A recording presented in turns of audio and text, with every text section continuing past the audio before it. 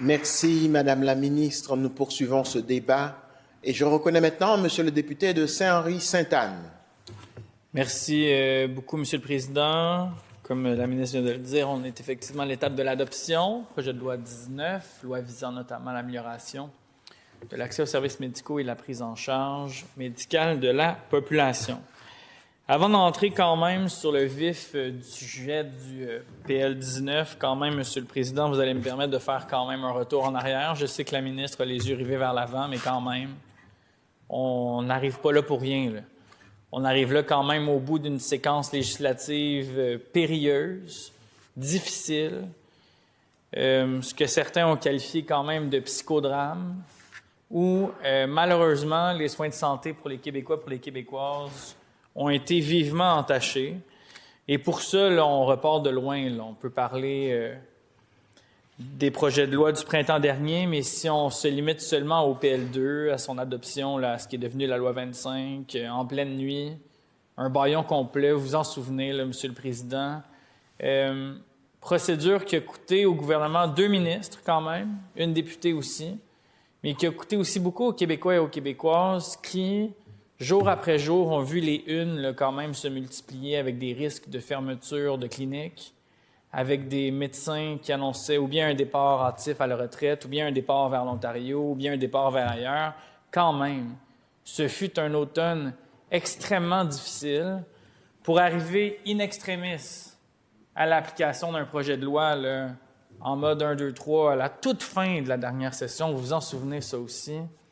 Projet de loi qui venait à reporter au 28 février l'ensemble de l'application du projet de loi 2, de la loi 25. Et finalement, aujourd'hui, on termine cette boucle législative assez complexe avec un projet de loi 19 qui vient sensiblement abroger là, ce qui restait de l'héritage de l'ancien ministre de la Santé, ce qui avait été mis de l'avant à ce moment-là, et ou venir modifier d'autres dispositions dans la loi qui va permettre finalement de retourner à des ententes négociées, ce qui fait en sorte, comme la ministre le dit il n'y a pas plus longtemps que quelques minutes, que l'entente avec la FMSQ, si entente il y a, là, j'y reviendrai, n'aura pas besoin de repasser par un processus législatif parce que la loi 19, dans ses principales modifications, vient effectivement donner ce pouvoir-là d'entente qui n'a pas besoin de passer par la loi. Mais quand même, plusieurs questions restent en suspens.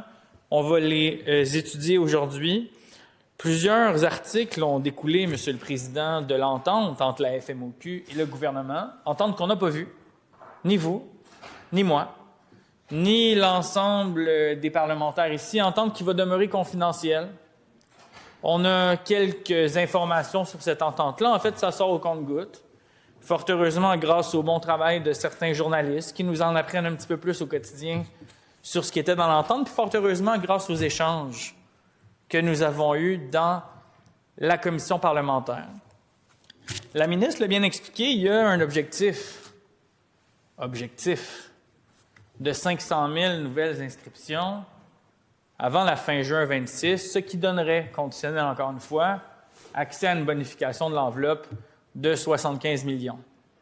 Il n'y a pas d'engagement pur à cet effet. Ce sont des moyens financiers, des bonifications financières qui permettront d'y arriver. Mais posons-nous la question, que représentent réellement ces 500 000 inscriptions-là? Et ça, on a eu la chance d'en discuter quand même beaucoup en études détaillées avec Madame la ministre. Il y a des affiliations, des inscriptions qui sont individuelles, qui constituent finalement une réelle prise en charge, là, quand on a un médecin de famille, là, par exemple, et des inscriptions collectives. Et le docteur Bergeron, le sous-ministre, a expliqué que c'était sensiblement similaire à l'urgence. J'ai un besoin urgent, je reçois une prestation de service par l'affiliation collective. On s'occupe de moi, fin du service, on passe au prochain appel. C'est ça une affiliation qu'on dit collective. Donc, distinction quand même importante entre recevoir vraiment un médecin de famille dans une inscription individuelle et une inscription collective qui fait en sorte que plutôt, quand j'appellerai pour des soins, je serai dirigé vers mon GMF d'affiliation, mais sans plus, là, oubliez ça, un bilan de base, oubliez ça, un suivi annuel, c'est pas ça la question. Là. La question, elle est pure et dure sur voici le GMF auquel vous êtes affilié. Donc, il y a là une grande distinction entre une affiliation collective et une affiliation individuelle. On en a eu beaucoup des échanges sur cette question-là. Et la ministre a raison de dire qu'elle vise, par l'entente aussi, l'affiliation souhaitée de 180 000 patients vulnérables. La notion est fort bien choisie, fort heureuse, mais encore une fois, dans l'application, il n'y a aucune garantie dans l'entente avec la FMOQ. Est-ce que ces affiliations-là seront directement des prises en charge, donc des affiliations individuelles? C'est souhaité de la part de la ministre, c'est souhaité de la part de tous, on en conviendra, mais il n'y a aucune garantie dans l'entente avec la FMOQ à l'effet que ces patients-là soient pris en charge de manière individuelle. On nous a aussi expliqué que les 500 000 nouvelles inscriptions seraient conditionnelles à la libération de 500 000 nouvelles plages de rendez-vous. Bon, tant mieux. Ceci dit, Monsieur le Président, les données statistiques nous informent que dans une prise en charge individuelle, dans une inscription individuelle, une personne qui est prise en charge réellement, là, peut penser à un aîné qui a 75, 80 ans, qui a, on va se le dire, par la force de l'âge, quand même quelques petits bobos. Là. Ces gens-là vont nécessiter plus qu'un rendez-vous par année. Ils vont nécessiter 3, 4, 5 rendez-vous. Ce qui fait en sorte que la libération seule de 500 000 rendez-vous, là, ça nous amène simplement et uniquement à un rendez-vous par nouvel inscrit par année. Que fait-on avec ceux qui auraient besoin d'une inscription individuelle, qui ont besoin d'une réelle prise en charge? Poser la question, c'est y répondre. Et véritablement, on arrive là à court de solutions ou à court de réponses. On souhaite bien sûr tous et toutes ici là, que ces gens-là aient des solutions, aient des services, mais rien n'est moins sûr à ce stade-ci, Monsieur le Président. Alors, quelles sont les garanties avec le PL19? Il n'y en a point. Quand même, saluons le changement d'attitude gouvernementale, saluons la collaboration. Je l'ai dit grandement que cette attitude-là était beaucoup plus bénéfique que l'imposition du bâton qu'on avait connu à l'automne. C'est un changement d'approche qui est salué, qui va fonctionner. Ceci dit, tout va rester à faire dans la preuve. La ministre a été claire à l'effet que, oui, on avait des ententes de principe, mais les détails de cette entente-là, son application, même les clauses de rémunération, à savoir est-ce que le patient, le médecin qui en affilie davantage de manière individuelle ou collective recevra davantage de la bonification, oui ou non, même ces réponses-là n'ont pas encore fait l'objet de discussion. Un autre élément qu'on a creusé et gratté à l'intérieur du projet de loi, c'est que signifie une inscription?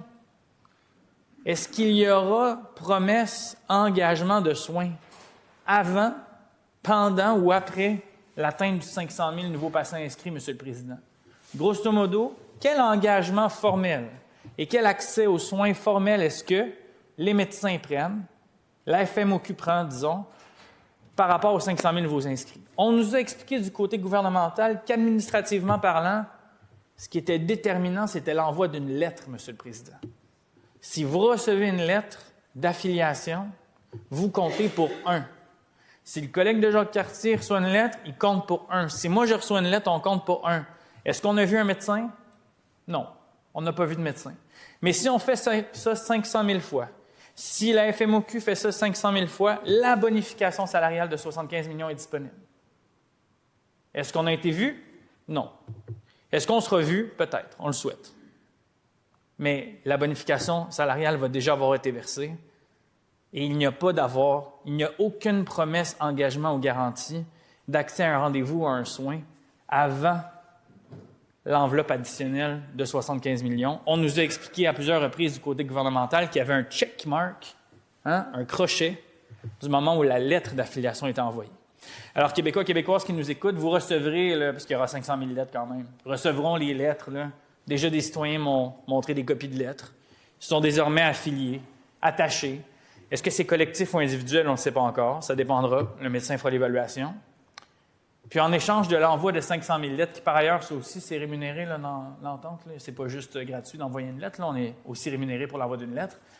L'envoi de 500 000 lettres fera en sorte que la rémunération additionnelle soit disponible. Alors, venez pas après ça me demander, M. le Président, si on est surpris que l'entente ait été entérinée du côté de la FMOQ avec un taux historique, quand même, s'il y a des dispositions en ce sens.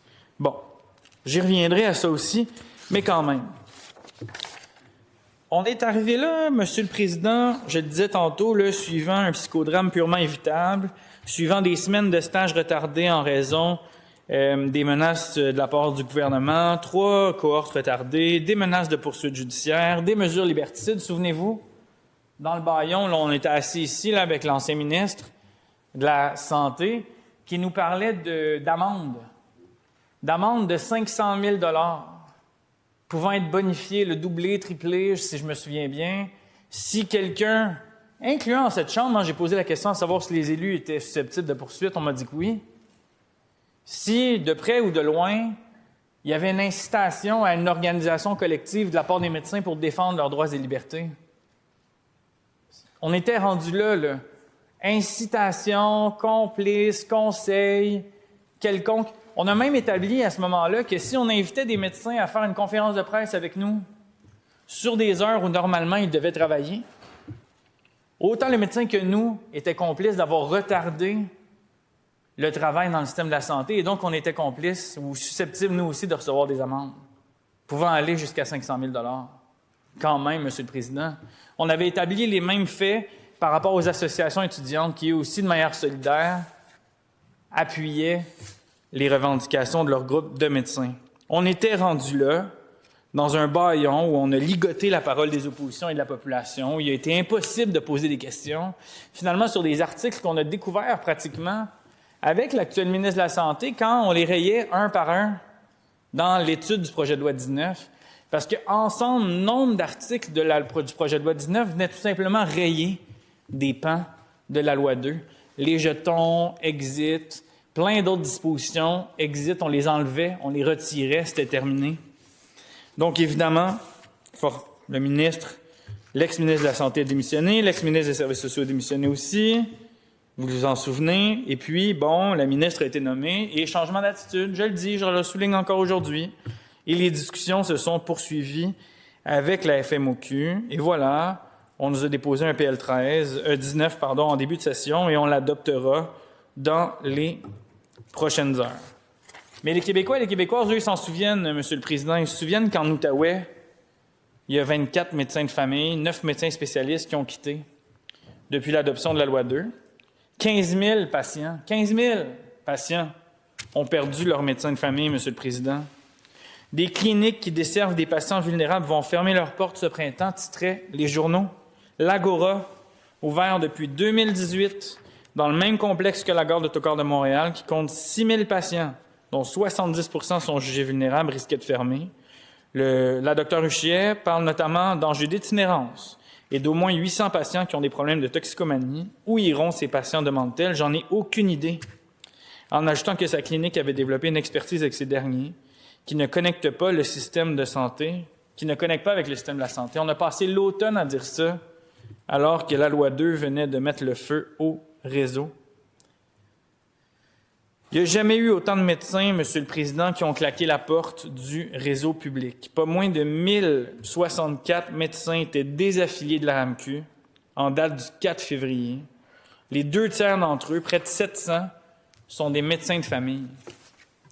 Les statistiques, Monsieur le Président, on est passé de 500 à 700 omnis au privé en 1 an. Ça, ce sont des gens qui ont fui ou qui sont partis de manière active du réseau public en raison de la pression, en raison des commentaires, en raison de l'acharnement législatif des derniers mois de la part du gouvernement. 700 omnis, là, c'est plus de 95 % de tous les omnis du Canada dans le secteur privé. Tous les omnis, 95 % des omnis privés du Canada sont au Québec. On est la seule province qui permet la désaffiliation à ce point-là d'une immense proportion de nos médecins de famille. 700, là, c'est 200 de plus qu'au début 25. Et ce sont les cliniques médicales privées qui s'en frottent les mains, Monsieur le Président, des cliniques médicales pour lesquelles on sait que de plus en plus d'actionnaires propriétaires ne sont pas médecins. On sait que de plus en plus de ces corporations-là sont gérées par des actionnaires qui n'ont pas de formation médicale. Et on sait que les médecins sont de moins en moins nombreux sur les CA et sur les actionnaires de ces cliniques médicales au fur et à mesure que les années augmentent. Les médecins du Québec sont de moins en moins ceux qui décident au niveau des soins privés et de plus en plus de cliniques recrutent jeunes, les médecins qui se désaffilient du réseau. On est rendu à 700 Omnis. Dans le réseau public, là, c'est environ 1000 patients par Omni. Ça fait 700 000 patients qu'on pourrait inscrire, mais qui autrement ne sont pas dans le réseau public, sont dans le réseau privé.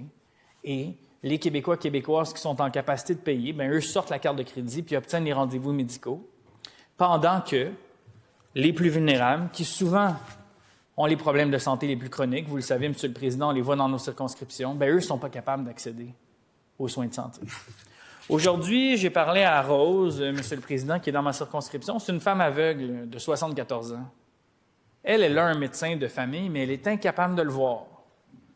En 2024, elle a placé 36 appels à sa clinique pour voir sa médecin. 36. Ah, c'est drôle. Bon. Et elle n'a pas été capable de voir son médecin au point tel où elle a dû ouvrir une enquête au protecteur du citoyen. Le protecteur du citoyen lui a donné raison. La clinique l'a renvoyée vers le site Internet de la clinique. Elle est aveugle, M. le Président. Donc, ce sont les accès aux soins actuels de ceux qui sont inscrits. Imaginez ceux qui ne sont pas encore inscrits. Imaginez ceux qui vont se battre pour pouvoir accéder à leur rendez-vous. S'il y a des gens actuellement inscrits puis affiliés qui ont de la misère à accéder à une plage horaire de rendez-vous dans leur propre circonscription. Quand même. Tout ça, là, M. le Président, l'explosion des omnis et des gens qui vont au privé, là, c'est le résultat des politiques catastrophiques des 3 dernières années. Et c'est le bilan net, direct, qu'on passe de 500 à 700.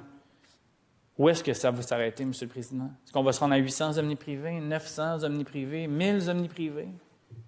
Est-ce qu'à un moment donné, on va être rendu avec 50 des omnis, des médecins de famille qui vont être au privé, puis 50 des omnis qui vont être au public? C'est où que ça s'arrête? Pendant ce temps-là, la pression est encore plus grande sur le réseau public. Pendant ce temps-là, les médecins qui, eux, restent dans le système avec leur clinique, eux, absorbent, parce que c'est eux qui signent les ententes, c'est eux qui vont prendre les prises en charge, c'est eux, c'est pas les désaffiliés là, qui, eux, vont aller gérer ce qu'ils ont à gérer, là. Quand est-ce que ça va s'arrêter, M. le Président? Pas compliqué, là. C'est 700 000 patients qui pourraient être vus à 1000 patients par omni qui sont actuellement dans le système privé. La semaine dernière, on apprenait aussi que le gouvernement était tout disposé à ouvrir au privé la question des chirurgies. J'y revenais tantôt, on va y revenir. Il n'y a pas d'entente encore avec la FMSQ, qui, par ailleurs, la semaine dernière, ont dit qu'ils allaient partir une nouvelle ronde de moyens de pression. Personne ne souhaite ça, M. le Président. Tout le monde souhaite une entente négociée la plus rapide possible. Tout le monde souhaite mettre ça derrière eux autres. Personne ne profite de ça. Mais quand même, on est, somme toute, loin d'une entente. Moi, les spécialistes puis les chirurgiens à qui je parle, c'est pas compliqué. Ils nous disent que pendant qu'on va ouvrir des salles privées puis qu'on va envoyer des chirurgies au privé, on a 134 salles d'opération qui sont fermées au Québec. Nos salles d'opération. Pas celles des voisins, pas celles du privé, pas celles de l'Ontario. De nos salles d'opération, il y en a 134 qui sont actuellement fermées. Et le 3/4 des blocs opératoires actuellement sont sous-utilisés. Ça veut dire qu'ils sont souvent ouverts 4 jours par semaine, des fois 5, qui ferment à 15 heures, 16 heures, qui ferment pour une grande partie aussi de l'été. Faute de personnel, là, il y a 2 mois des fois que le bloc n'est pas disponible. Plutôt que d'ouvrir nos 134 salles d'opération, plutôt que de maximiser les heures d'ouverture de ces cliniques-là, de ces salles-là, non, finalement, on envoie ça au privé. Privé qui finit par nous coûter beaucoup plus cher, les données statistiques sont évidentes. Le réseau paye beaucoup plus cher alors qu'il pourrait opérer au public dans notre système qui a fait ses preuves. Il y a des hôpitaux qui fonctionnent de manière extraordinaire avec une autogestion locale qui fait en sorte que tout se roule rapidement. Il y a eu des beaux reportages sur l'hôpital de Saint-Jean-sur-Richelieu, Monsieur le Président. Plusieurs autres exemples. 134 salles d'opération fermées. On les comprend, les spécialistes. Les spécialistes, eux, sont obligés de dire à leurs patients, écoutez, là, moi, on me donne une journée de bloc le mois prochain, je suis désolé, vous ne serez pas tout de suite servis. Là. Moi, j'ai une liste d'attente, je vais en passer une trentaine le prochain mois. J'estime donc que vous allez avoir une opération quelque part en 2027. Le patient reste bête un peu, hein, Monsieur le Président, quand on entend ça. Comment ça se fait que ces salles-là ne sont pas ouvertes? Parce que le personnel n'est pas là. Où est-ce qu'il est allé, le personnel, Monsieur le Président? Il est allé au privé, qui lui offre des meilleures conditions de salaire, qui lui offre un horaire régulier, qui lui offre un paquet de conditions salariales beaucoup plus attrayants. Pendant ce temps-là, dans notre réseau public, il y a de moins en moins de personnes qui sont là, puis on n'est pas capable d'ouvrir les salles. Même chose également pour le temps supplémentaire.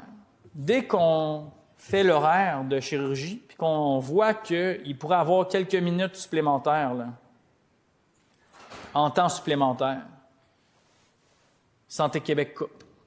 Il n'y a pas d'argent supplémentaire.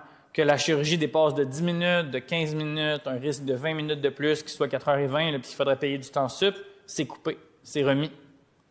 Évidemment, Monsieur le Président, de remettre tout ça, de reporter tout ça, puis éventuellement de l'amener au privé, ça coûte bien plus cher que d'accorder un 15-20 minutes de temps supplémentaire à l'équipe médicale puis de s'assurer que la chirurgie soit faite. Pendant ce temps-là, le monde attend. Le monde devient plus malade, c'est ça qui se passe, parce que le délai augmente, puis plus qu'on attend avant d'être opéré, forte chance que notre condition s'aggrave et s'empire. Puis pendant ce temps-là, les opérations deviennent plus difficiles, plus complexes, les gens deviennent plus malades, puis ça finit par coûter plus cher. Donc les médecins spécialistes, eux, là, ils sont en négociation certainement pour l'enveloppe salariale, mais aussi pour une meilleure organisation des soins. Ils veulent pouvoir ouvrir leur salle d'op, ils veulent pouvoir travailler. N'importe quel médecin qui devient spécialiste parce qu'il veut travailler. Il veut qu'on ouvre ses salles d'op, il veut qu'on puisse rouler ses chirurgies, il veut pouvoir répondre positivement à ses clients, à ses demandeurs, à ses patients, c'est évident. Personne ne souhaite appeler son patient pour lui dire qu'il n'y aura pas d'opération avant l'année prochaine, quand le patient sait que c'est critique, puis le médecin aussi. Alors, ce qui se passe, c'est qu'après ça, si on ouvre la porte au privé de l'autre côté, aussitôt que le délai est passé, avec le projet pilote, ce qu'on fait, c'est qu'on les envoie au privé, finalement, M. le Président. Puis pendant ce temps-là, c'est les Québécois et les Québécoises qui sortent la carte de crédit 2 fois, là, qui payent encore plus. Fait que le patient se fait répondre par son médecin, je ne pourrais pas te traiter au public.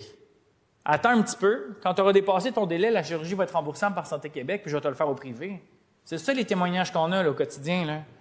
Mais pourquoi est-ce qu'on n'ouvrirait pas tout simplement nos salles d'op? Tout simplement.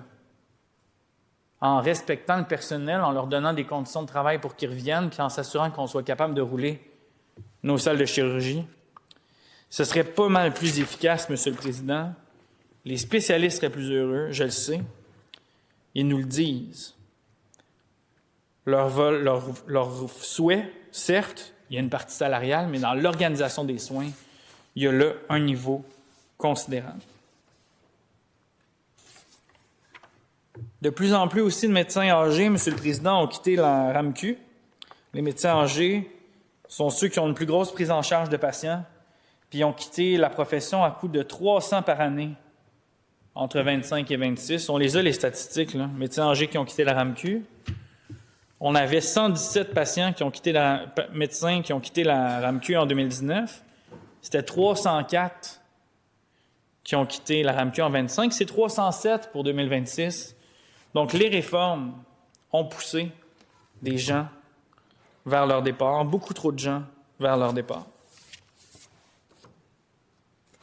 Les patients là, qui nous écoutent aujourd'hui se demandent véritablement qu'est-ce que le projet de loi 19 va venir changer dans leur vie. Là? C'est la question fondamentale qu'on me pose. C'est rendu où les discussions avec les médecins? On nous pose ça là, au quotidien. C'est-tu bon, ça, l'entente avec la FMOQ? La vérité, là, c'est qu'on va voter. On va voter pour, là, M. le Président, mais on ne le sait pas. On ne le sait pas parce qu'on n'est pas à la table de négociation. On ne le sait pas parce que le comité tripartite du gouvernement n'a pas établi ses indicateurs. On ne le sait pas parce que c'était pas si clair que ça avec la ministre si on allait pouvoir avoir les données d'inscription. Puis on ne sait pas non plus parce qu'on ne sait pas combien de ces patients-là finissent par se rendre à l'urgence parce qu'ils n'ont pas d'accès finalement réel. Alors, on les aura payés quand même la prime pour l'inscription. On aura payé le 50$ pour l'envoi de la lettre. On aura payé la bonification pour l'accès guichet GAP. On aura payé aussi l'argent pour l'inscription. Puis on aura peut-être payé aussi le frais de consultation médicale. Puis au bout de tout ça, si le service n'est pas bon, mais on va repayer à l'urgence 4 fois, 5 fois, M. le Président, pour que le même patient soit finalement vu et pris en charge. Poser la question, c'est y répondre. Le docteur Groux, là, sur le comité d'experts mandaté par le gouvernement pour les services de première ligne, il n'allait pas du dos de la cuillère, là. Hein? Il n'allait pas du revers. Il n'allait pas de manière, comment je dirais bien ça? Il était assez limpide. Hein? Moi, je ne retirais pas ces mots-là. Vous me les avez fait retirer dans ce salon, mais ça commençait par un B. Ça voulait dire que c'était n'importe quoi, essentiellement. Que l'entente ne donnait pas de garantie claire. Puis c'est ce que les regroupements de patients sont venus nous dire. Puis c'est ce que la journaliste Marie-Michel Sioui nous rapporte dans Le Devoir là, depuis plusieurs semaines maintenant. Le gouvernement paie cher pour moins de services pour le patient. C'est ce que Le Devoir nous dit, parce qu'ils ont réussi à mettre la main sur une lettre de la RAMQ où on calcule que les rendez-vous médicaux pour les patients inscrits collectivement coûtent en moyenne plus de 200$ à l'État. En revanche, un rendez-vous pour un patient inscrit directement auprès d'un médecin de famille, ça coûte 93$. Ça, ce sont les données de la RAMQ quand même, Monsieur le Président. Cette simple inscription sur des listes de GMF où le patient doit passer par le GAP n'offre aucune garantie de service ou de prise en charge pour les patients. C'est ce qu'on dit quand même depuis un certain temps. La ministre, tout à l'heure, est venue nous parler des IPS. Dossier fort important, Monsieur le Président. Elles sont venues en commission nous partager l'urgence, la nécessité de leur permettre d'inscrire à leur nom, de manière individuelle, le plus souvent possible, les patients. Elles veulent en faire davantage. Il existe des cliniques d'IPS qui roulent comme ça, en dehors du système GMF, qui affilient et qui sont responsables d'une patientèle, et ça fonctionne. Elles inscrivent directement le patient. Elles reçoivent les rémunérations conséquentes parce qu'elles sont employées de l'État, finalement directement affiliées comme un travailleur de la santé, contrairement aux médecins. Et ça roule et ça marche. Et elles voudraient donc pouvoir obtenir la même autonomie et la même capacité d'inscription à l'intérieur des GMF. Pour l'instant, la ministre a émis le souhait, le vœu d'aller dans ce sens-là. Mais, Monsieur le Président, elle est ministre de la Santé. On modifie ça dans une loi. Alors, j'entends que les négociations sont en cours, que tout ça va avancer, qu'on vise vers ça, mais, Monsieur le Président, à un moment donné, il y a un leadership. Là. À un moment donné, il y a une décision là, qui est prise gouvernementalement, puis à un moment donné, on vote des lois ici. Là. Et on décide donc par loi si l'IPS peut inscrire ou ne peut pas inscrire. Là. C'est comme ça que ça se passe.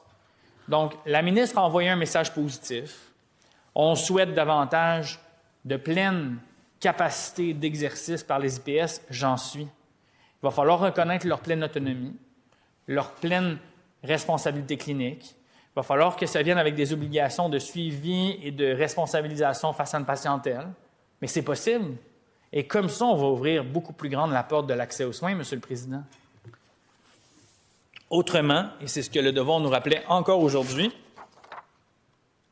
à l'intérieur des GMF, sans avoir fait le travail, ce sont les médecins qui vont, encore une fois, prendre la rémunération qui autrement est dédiée au travail de l'IPS sans jamais avoir vu le patient. Comment est-ce possible, Monsieur le Président, qu'on reçoit une rémunération puis une bonification sans même avoir effectué le travail? Ça ne fonctionne pas. On a urgé le gouvernement de permettre l'inscription directe des IPS à l'intérieur des GMF, de manière individuelle. Et là, on nous a expliqué que ça n'allait pas être possible tout de suite. Et les infirmières sont venues nous dire qu'en vertu d'une lettre d'entente puis d'un protocole, là, tout ça allait être relativement compliqué quand même. Il va falloir s'entendre sur les structures avec la FMOQ. Monsieur le Président, pendant ce temps-là, il y a des Québécois et des Québécoises qui appellent dans nos bureaux de circonscription puis qui souhaitent une prise en charge. Les IPS sont aussi venus nous dire qu'un règlement qui permettrait de donner davantage de soins en santé mentale, qui attend sur la table du ministre du Travail depuis 5 ans. 5 ans, M. le Président, qu'on nous a dit que le travail avec l'Ordre puis l'Office des professions était complet. Et que ça fait 5 ans que le projet de règlement attend l'approbation du côté gouvernemental. 5 ans. Un mandat au complet, M. le Président.